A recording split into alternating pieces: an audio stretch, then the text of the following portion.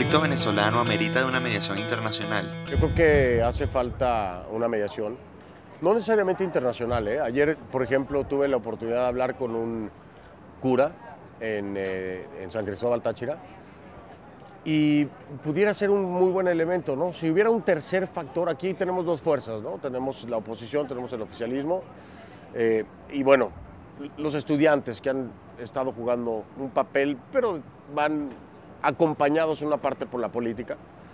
Y si piensas en la intervención de un tercer factor que sea nacional, creo que es mucho más sano, primero, ¿no? ¿Por qué? Porque hay mucha sensibilidad o hipersensibilidad, diría yo, a un tema de intervencionismo. Así se percibe cualquier cosa que venga del exterior, lo hemos escuchado por parte del gobierno, se percibe como una intervención.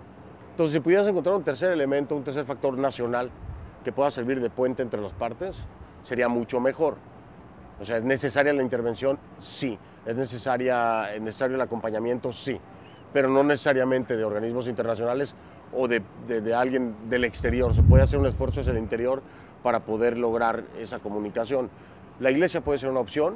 Hay una reflexión muy interesante que me tocó sacarla en conclusiones, es decir, era una conclusión de conclusiones, valga la redundancia.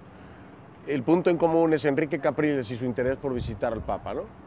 El mismo punto en común tuvo Maduro en su interés por visitar al Papa. Entonces ahí te habla de que tal vez ese punto sería la coyuntura.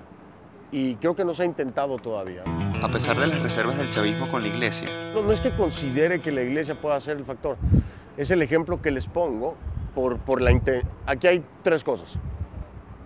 La conexión Capriles-Papa o iglesia. La conexión Maduro-iglesia. La intención de la iglesia de participar en. Entonces, yo creo que se debería hacer el ejercicio, nada más para intentarlo. O sea, si ya están esos elementos, ¿por qué no lo intentas? Si no funciona, bueno, hubo un intento. Porque sí, si no funciona, yo estoy convencido de que el siguiente paso es una instancia internacional que pueda servir de mediador. O un país considerado amigo por parte del gobierno, tal vez. Pero me parece que si se brinca de esto a necesariamente la participación de un organismo internacional sin haber hecho este ejercicio, se estaría brincando un paso muy importante que puede salvar a los venezolanos de muchas cosas, ¿me entiendes? Y hacer menos compleja la situación que ya se está viviendo en el intento de recuperar al país y la crisis que está enfrentando. se han forzado los límites del sistema democrático. Bueno, que aquí hay una defensa en el término de procesos electorales, que los procesos electorales se llevan a cabo en democracias, pero eso no quiere decir que seas democrático. La democracia es mucho más que una elección. La democracia va acompañada de muchas cosas más que una elección. El reducirlo a que porque tienes un proceso electoral es democrático es una falsedad, ¿no? Así que habría que revisitar precisamente abundar en por qué se debe considerar que es una democracia. Porque la respuesta sistemática e inmediata de los procesos electorales en el país no te hace ser democrático. ¿Qué factores inciden con más fuerza en el cuestionamiento?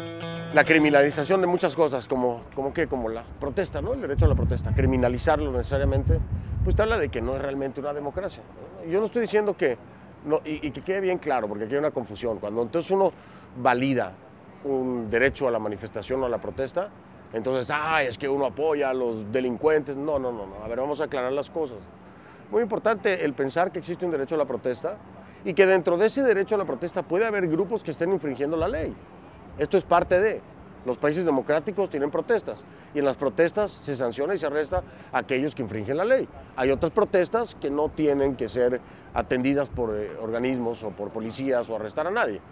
Es cierto que se corre ese riesgo, pero también es un derecho. Ahora, el organismo, el Estado, está para garantizar la seguridad y tendrá que proceder con aquellas personas que incurran en delitos a través de procedimientos normales, ¿no? Pero aquí se están empezando a denunciar no procedimientos normales, detenciones arbitrarias y el uso excesivo de la fuerza por parte de los organismos del Estado. Entonces, ahí empiezas a romper muchos de los lineamientos de lo que sería una democracia, ¿no? Cuando de pronto sale una persona y dice que hubo tortura, esa palabra es terrible en el plano internacional. Pero entonces vienen dos vienen 3, vienen 4, vienen 6 madres a decir que hay tortura. Ya la cosa entonces te habla de que estamos alejadísimos de lo que es una democracia, cuando un Estado permite una tortura.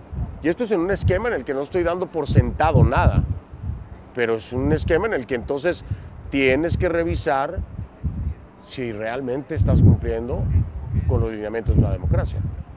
Porque si no, imagínate, vamos a votar todos y después vayamos a las calles a hacer lo que se nos dé la gana, pero somos democracia. Esto no funciona así, ¿no?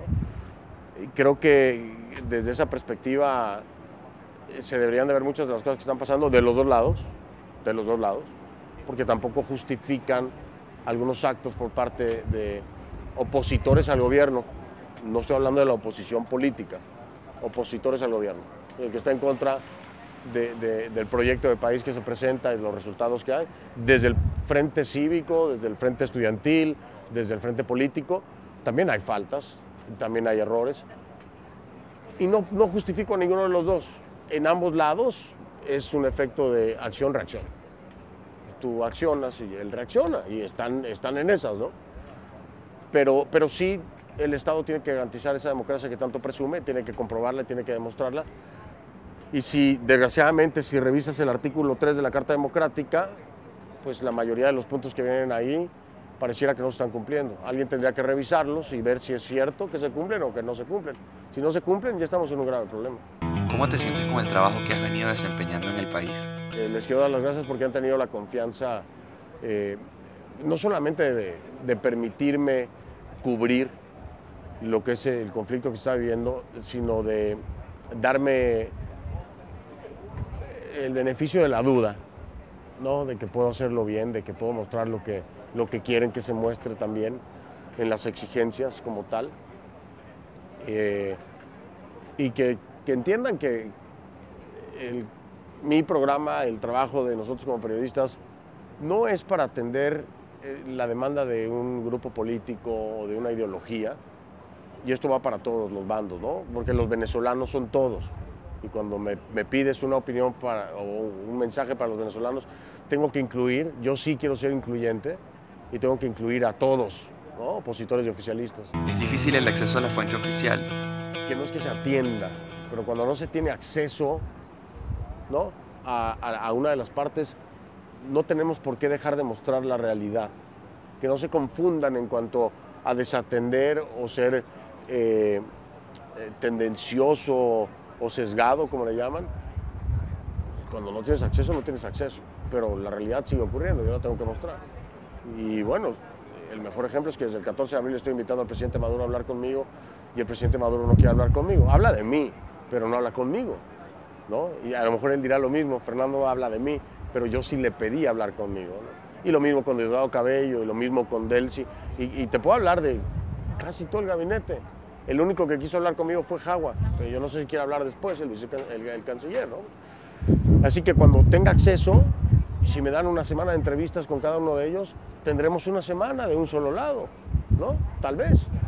Pero bueno, a todos los venezolanos que se enteren de eso para que no piensen que hay un sesgo.